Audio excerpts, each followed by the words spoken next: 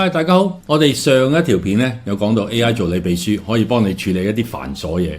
譬如你只需要語音咧對嘴講咧，就可以同你譬如整理啲文案啊咁樣，整理啲文字啊咁。而家佢更新咗，強化咗，咁多咗兩個功能。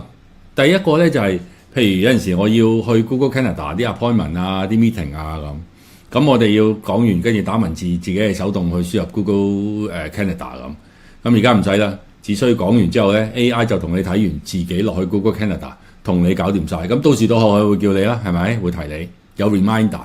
第二個咧就係、有陣時我要分工俾啲同事嘅，咁但係有陣時要同佢哋個別 WhatsApp 啦，又或者係要自己打落去啦。咁呢個咧都係一個工序嚟嘅 AI 秘書幫你搞掂晒。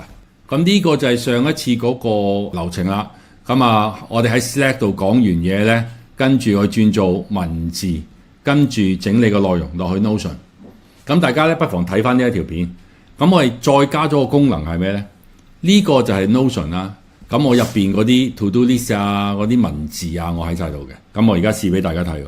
嚟緊咧，我哋會做一個AI 嘅 YouTube Live，因為我哋喺一個月裏邊咧就超過咗1萬個 subscriber，咁希望同大家分享下點樣營運 YouTube 嘅一啲秘技啊，分享同埋 AI Agent 點樣可以幫到大家賺大錢，幫到你嘅工作、你嘅生意。因為今年嘅 keyword 得一個就係 AI Agent，咁希望可以盡快咧做好就同大家見面啦。咁我錄完呢條片咧，我就 send 出去，咁跟住 AI 就做嘢啦。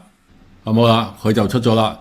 接下嚟我哋會做一個 AI 嘅 YouTube Live 咁樣，點樣 YouTube 秘技搞掂晒，快靚正。咁我甚至乎有陣時，我哋有啲文章啊，想諗法啊，希望即係盡快可以即係 mark 低佢啊，唔想一閃即逝啊，攞出嚟講落去，你個 AI 秘書同你搞掂。跟住另外一個咧就係、譬如有陣時開會啊，咁即係我哋又要定個時間啊、日期啊，又要擺到 Google Canada 啊，咁可以講咪最好咯，係咪？AI 秘書咧而家又出嚟幫你手啦。喺4月6號下午3點半到4點半有個會議。咁嗰個內容咧就係關於我哋未來嘅發展 AI Agent 嘅新動向，咁就大概係60分鐘。好啦，我講完咗又 send 出去，咁 AI 秘書又做嘢啦。咁我哋可以睇下7號係未有嘢嘅，6號唔係啊，6號啊。